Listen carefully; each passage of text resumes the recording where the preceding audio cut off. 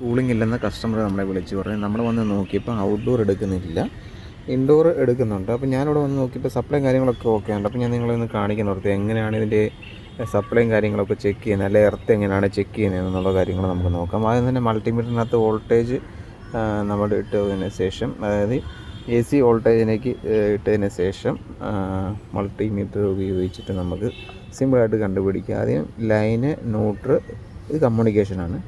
അപ്പം ലൈനും ന്യൂട്രും കൂടെ നമുക്ക് നോക്കുമ്പം സപ്ലൈ 217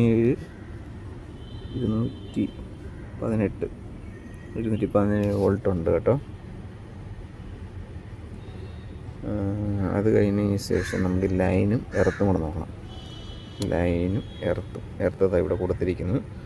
ആ എർത്ത് നോക്കുമ്പം നമുക്ക് 212 വോൾട്ടുണ്ട്. അതൊരു ചെറിയൊരു വ്യത്യാസമുണ്ട്, എന്നാലും അത് കുഴപ്പമില്ല. സാധാരണഗതിയിൽ ഫേസ് ആയിട്ടാണ് കാണിക്കേണ്ടത് എർത്ത്. എന്ന് വെച്ചാൽ 220 വോൾട്ട് തന്നെ കാണിക്കണം. പക്ഷേങ്കിൽ 212 വോൾട്ടൊക്കെയാണ് ഇവിടെ കാണിക്കുന്നത്. രണ്ടാമത് നമുക്ക് ന്യൂട്രും എർത്തും കൂടെ നോക്കണം. ന്യൂട്രും എർത്തും കൂടെ നോക്കണം. നോക്കുമ്പോൾ നമുക്ക് കറക്റ്റായിട്ടുള്ള എർത്ത് നമുക്ക് കിട്ടും. 11 വോൾട്ട് കാണിക്കുന്നുണ്ട്. 11 വോൾട്ട് കാണിക്കുന്നു. മാക്സിമം 0 മുതൽ 2 വോൾട്ട് വരെ ആകാം. ഇത് 11 വോൾട്ട് ഇവിടെ കാണിക്കുന്നുണ്ട്. എർത്ത് ലീക്കേജ് നല്ലപോലെ ഉണ്ട്. എർത്ത് വരുന്നതായിട്ട് നമുക്ക് കാണുന്നുണ്ട്.